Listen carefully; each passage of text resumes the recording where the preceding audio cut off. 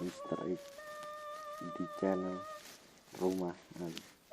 Kali ini saya akan menceritakan tentang akibat mesum di gunung. Cerita ini saya dapatkan dari akun Facebook Rudianto yang di-upload ke grup thread Twitter horor. Jika kalian ingin membacanya sendiri, saya akan taruh link di deskripsi. Langsung saja kita ke ceritanya. Cerita ini saya alami waktu saya SMA, tepat, dan nama-nama dalam cerita ini akan saya samarkan karena untuk menghindari stigma negatif gunung tertentu, dan juga karena berkaitan dengan masa lalu dan mungkin akan menjadi aib jika diketahui orang-orang di sekitarnya. Waktu itu hari Sabtu, kami sedang libur sekolah. Hari itu saya sangat senang sekali karena saya akan melakukan pendakian pertama saya ke salah satu gunung yang ada di Jawa Tengah. Saya waktu itu ikut karena diajak oleh teman-teman saya yang kebanyakan berpengalaman mendaki gunung itu. Waktu itu kita janjian kumpul habis sholat asar. Yang ikut waktu itu 6 orang, terdiri dari 4 laki-laki dan 2 perempuan.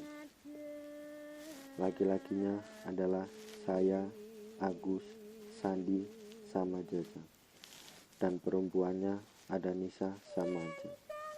Benar-benar habis asar, waktu itu kita kumpul sekitar jam 4. Setelah kumpul, kita nyegat bis. Waktu itu emang kita naik bis. Buat sampai base camp waktu itu emang harus naik kendaraan 2 kali kalau dari tempat kami. Setelah naik bis, kita nyambung pakai angkot kecil buat ke base camp. Setelah naik bus dan angkot, sampailah kita di pasar sekitar jam 7 malam. Jadi buat sampai base camp harus jalan dulu dari pasar itu. Kita istirahat dulu di warung untuk makan dan cek perlengkapan yang kita bawa. Setelah makan kelar, kita pun jalan kaki menuju base camp yang jaraknya lumayan dan udah mulai menanjak dari situ. Dari pasar menuju base camp, perjalanan melewati perkampungan warga. Kita sempat berhenti di masjid untuk sholat isya dan menjamak sholat maghrib. Karena pas maghrib kita masih di bis. Setelah sholat dan mengisi air minum di masjid itu buat bekal, lalu habis isya kita melanjutkan perjalanan. Saya yang waktu itu pertama mendaki, bentar-bentar harus istirahat karena kaki saya terasa kenceng, kehabisan nafas. Tapi untungnya nggak cuma saya sih, dia perempuan itu juga baru pertama kali naik gunung, jadi saya merasakan ada temennya. 2 perempuan itu saya nggak terlalu kenal waktu itu karena mereka diajak oleh Agus dan Sandi. Jadi ceritanya mereka adalah gebetannya, belum pacaran setahu saya. Karena kebanyakan istirahat, kita sampai di base camp setengah 9 malam. Hampir jam 10, suasana base camp gak terlalu lama. Paling ada 5 rombongan, termasuk rombongan kita. Tapi kalau diinget-inget, waktu itu yang namanya pendaki gunung masih jarang, gak sama sekarang. Malam minggu aja terlalu rame. Kata penjaga base camp, ramenya kalau 17-an sama tahun baru. Itu baru dijamin penuh. Sampai di base camp, kita istirahat sekitar setengah jaman. Setelah nafas lancar lagi, kita mulai jalan lah. Dari base camp itu jalan setapak melewati hutan pinus. Agus ada di paling depan, terus saya, Sandi, Jajang, dan disusul Anis, dan yang paling belakang adalah Ajeng. Treknya nggak begitu nanjak, agak datar. Saya mulai terbiasa untuk atur nafas, dan juga kaki saya sebelumnya udah diolesin balsem, jadi nggak terasa kenceng lagi. Sambil jalan kita bercanda. biasa main ledek-ledekan, apalagi yang PDKT-an si Agus sama Anis. Sandi itu PDKT-nya sama Ajeng. Kita ledek-ledekin. Gitulah waktu itu. Setelah jalan setengah jam, kita istirahat di sebuah gubuk kecil. Nah, pas istirahat, si Agus malah cerita yang enggak-enggak. Di sini kita istirahat yang jangan lama-lama. Di depan nanti ada air terjun kecil. Nanti kita isi ulang air di sana. Sambil istirahat, kata Agus ke saya. Sandi nimpalin, kalau bisa jangan istirahat di sana. Serem. Bodohnya, itu Anis malah nanya, emang seremnya kenapa? Di situ sering ada penampakan cewek.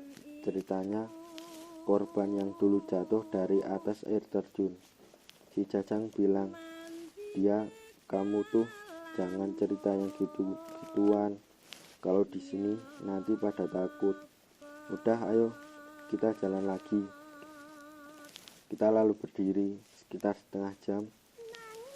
Ada suara air terjun. Kayaknya sih udah deket posisi jalan, masih kayak tadi. Agus di depan, lanjut disusul Sandi, Jajang, dan Ajeng di paling belakang. Suara air terjun makin keras, tandanya kan makin deket ya. Tapi tiba-tiba si Agus solawatan. Sholatullah salamullah ala toha rasulillah. Gitulah seterusnya. Saya di belakang kan bingung, kok tiba-tiba solawatan, dan itu kencang suaranya. Solawatannya saya tanya si Agus, kenapa solawatan? Agus menjawab, udah ikutan aja. Akhirnya saya ikutan solawatan, dan yang di belakang saya pun ikut solawatan. Jadi waktu itu kita solawatan sambil jalan kencang banget karena bareng-bareng kan. Mungkin untuk mengurangi rasa takut. Akhirnya kita sampai di air terjun itu.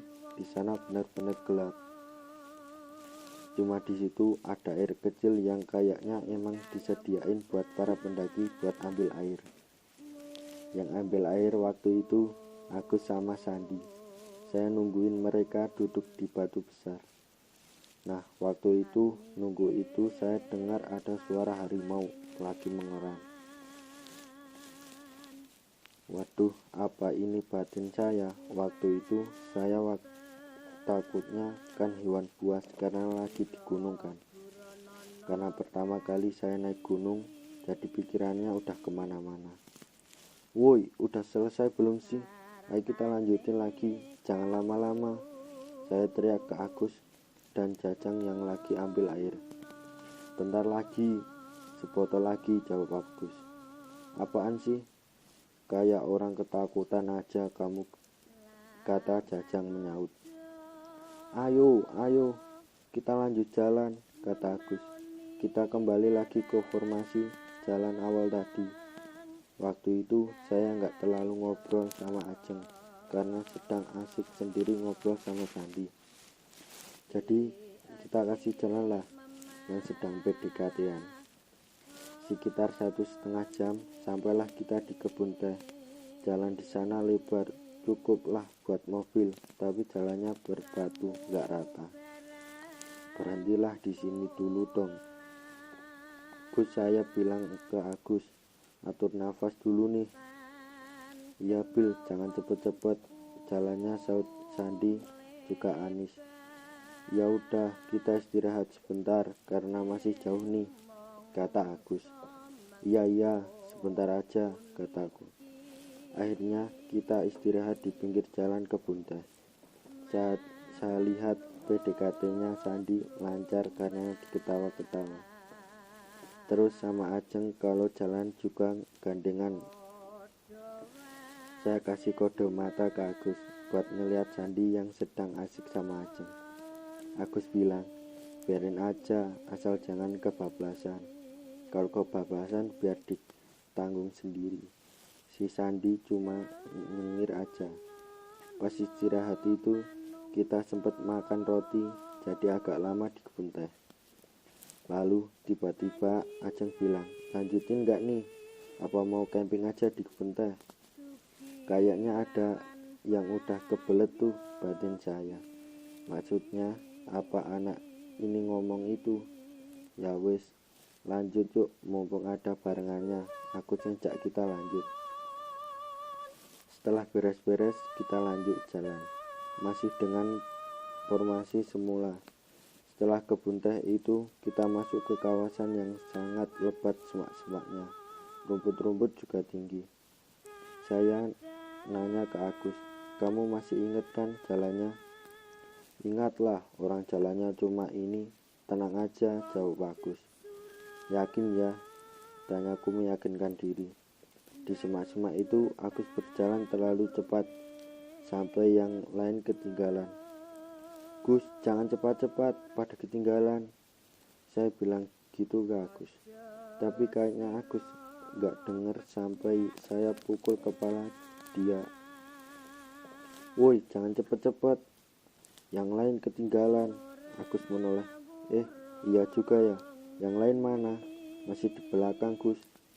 Ya udah, berhenti di sini dulu deh. Sekitar 10 menitan, akhirnya yang lain berhasil menyusul dan pada protes sama Agus. Kata Jajang, kamu jalannya kayak dikejar setan aja, cepet banget. Shh, dijaga omongannya. Itu tadi aku coba ikutin rombongan yang di depan, kata Agus. Rombongan di depan mana? Dari tadi nggak ada. Iya, Gus, aku juga nggak lihat ada rombongan di depan, kataku pada Agus. Terus si Agus diem, kayak lagi mikir, terus bilang, yuk lanjut, bismillah aja. Kita pun lanjut jalan, terus sampai akhirnya kita masuk ke hutan. Udah nggak semak-semak, berganti pohon-pohon besar, jalannya menanjak dan setapak, bahkan kita harus pakai tangan buat naik. Tiba-tiba perasaanku mulai gak yakin sama jalan yang diambil Agus. Lalu gak lama setelah itu, Agus terhenti dan terdiam. Dia menoleh ke belakang, terus bilang, kayaknya salah jalan ini. Jang, coba sini Jang, teriak Agus manggil Jajang ke depan. Jajang yang dipanggil Agus diam aja di tempat, sama sekali gak ada gerakan untuk maju. Agus yang kelihatan kesel, dia turun menghampiri Jajang. Jang, dipanggil malah diem aja. Kelihatan si Agus sama Jajang yang berembuk. Aku yang gak tahu apa-apa cuma diem di posisi paling depan dan paling atas. Karena kan nanjak gitu. Waktu Jajang sama Agus rembukan, saya malah dengar suara perempuan ketawa. Arahnya dari samping kiri saya. Saya pikir apa rombongan yang lain ya. Tapi ketawanya kok nyeremin gitu. Kayaknya ketawanya ngeledek gitu. Malah lama-lama saya merinding kan. Saya teriak ke bawah, gimana nih Gus? Agus menyaut, kita balik aja deh. Salah jalan kayaknya nih kita. Waduh, tadi katanya yakin, berarti balik nih. Iyalah, akhirnya kita balik turun. Pas turun itu, aku ada di paling belakang. Si Jajang jadi di depan. Lalu Agus, Anis, Ajeng, Sandi, baru aku yang paling belakang.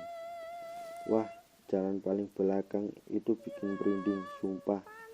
Pas jalan balik itu, aku dengar dari arah atas gak ada kaki orang yang ikut turun sambil lari. Jadi kayak gedebuk gitu. Jelas banget itu suaranya dari arah belakangku. Pas aku tengok gak ada apa-apa. Wah, jalanku gak begitu ngebut, gimana ya, perasaanku takut. Aku hampir aja nyalip si Sandi yang di depanku. Waktu itu nyalip Sandi, tiba-tiba ada berhenti. Break dulu, ada yang kakinya kram nih, kata Agus yang ada di depan. Akhirnya kita semua berhenti di situ. Posisi aku masih di paling belakang sambil pegang batang pohon di sampingku waktu itu. Pas aku nunggu itu, aku ngelamun ya sambil ngeliatin ke depan. Tiba-tiba dari arah belakang ada suara cewek ngomong, salah jalan mas. Hihihi, ketawa Kunti. Wah, langsung aku spontan. Aku langsung ke depan merapat ke yang lain. Sandi tanya, apa sih teriak-teriak? Aku jawab, kayak ada yang gremet di kakiku gitu. Alasanku saat itu biar yang lain gak ketakutan. Akhirnya setelah Anis baikan, kita lanjut jalan. Kita jalan tapi gak nyampe-nyampe lama gitu. Ada mungkin sekitar 2 jaman. Kita jalan terus tapi nggak nyampe. Waktu itu aku udah ada di posisi keurutan ketiga, di belakang Jajang sama Agus. Sampai akhirnya kita kecapean, berhentilah di tanah yang rada landai. Pas istirahat itu, tiba-tiba Anis nangis pengen pulang. Terus ditenangin sama Sandi, yang wajar lah menurutku seorang cewek kondisi capek frustasi karena nyasar. Kita agak lama istirahat di situ karena nunggu Sandi yang lagi nenangin Anis.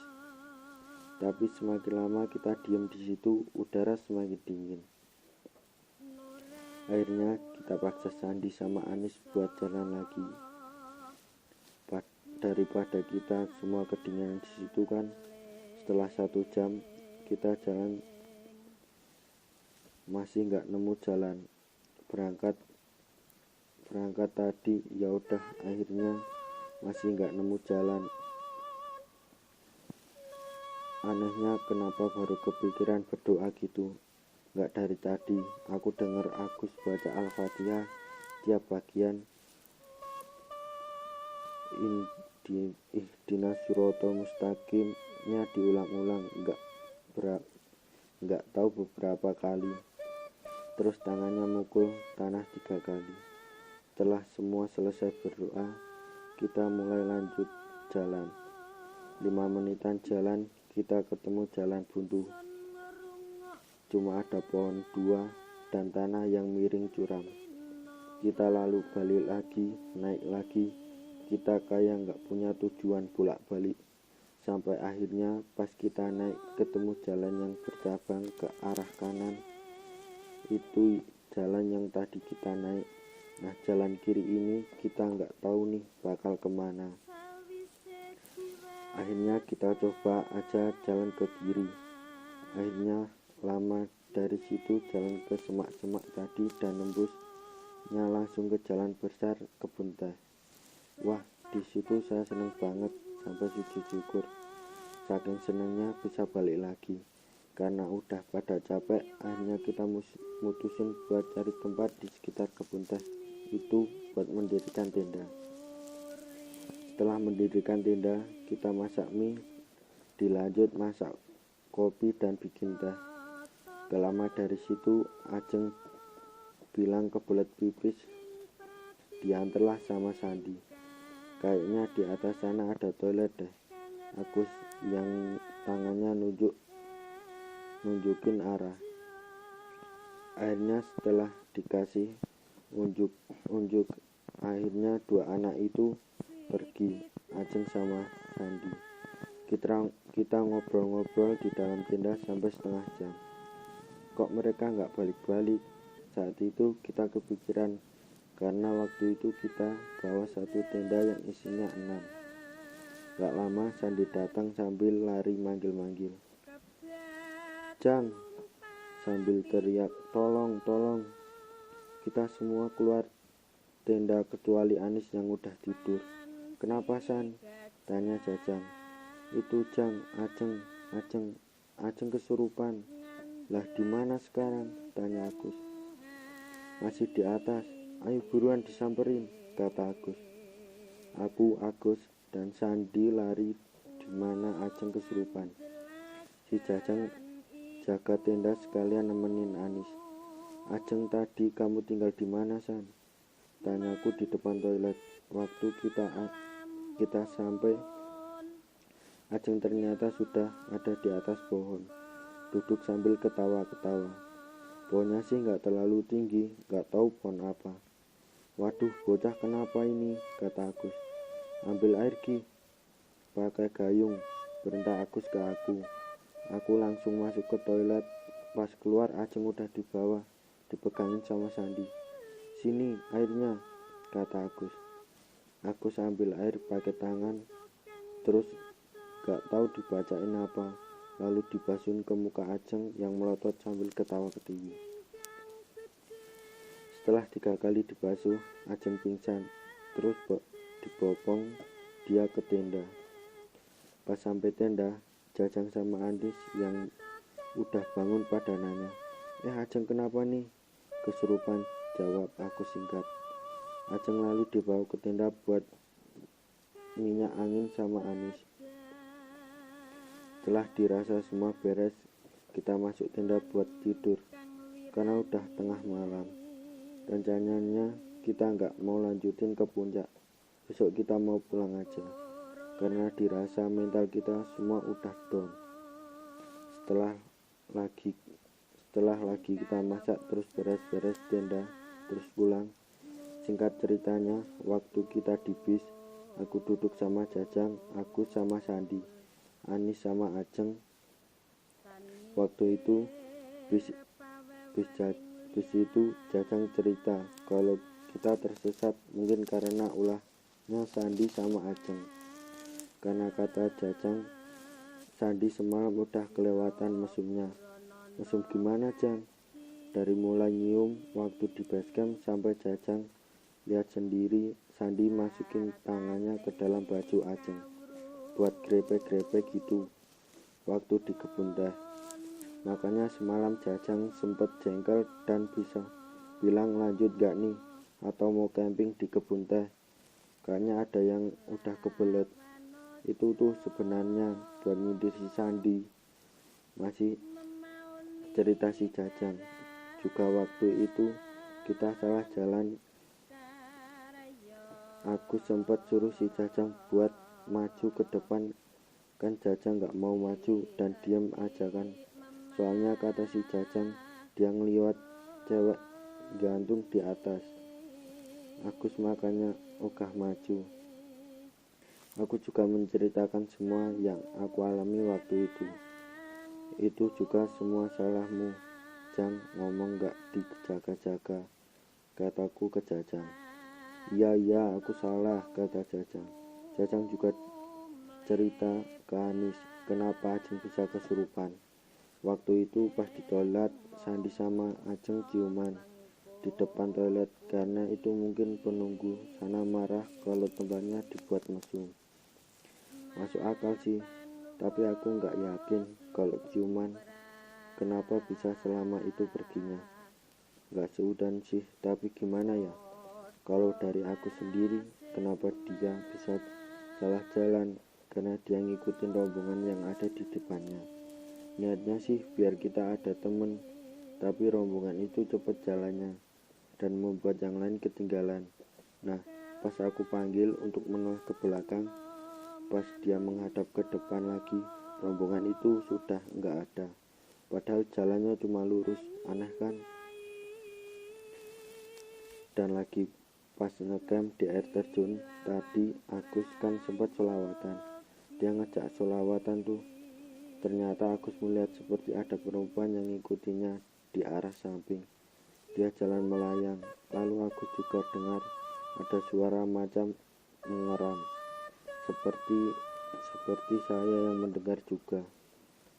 Itu aja sih pengalaman yang waktu mendaki salah satu di Gunung Jawa Tengah. Jagalah ucapan dan sopan santun di gunung. Jangan berkata-kata yang tidak pantas apalagi mesum di gunung. Masih untung kita diberi keselamatan dan pulang dengan selamat. Itulah cerita yang disampaikan oleh akun Rodianto. Mungkin cukup segitu dulu dari cerita saya. Jangan lupa like and subscribe untuk mendukung channel ini lebih maju. Terima kasih.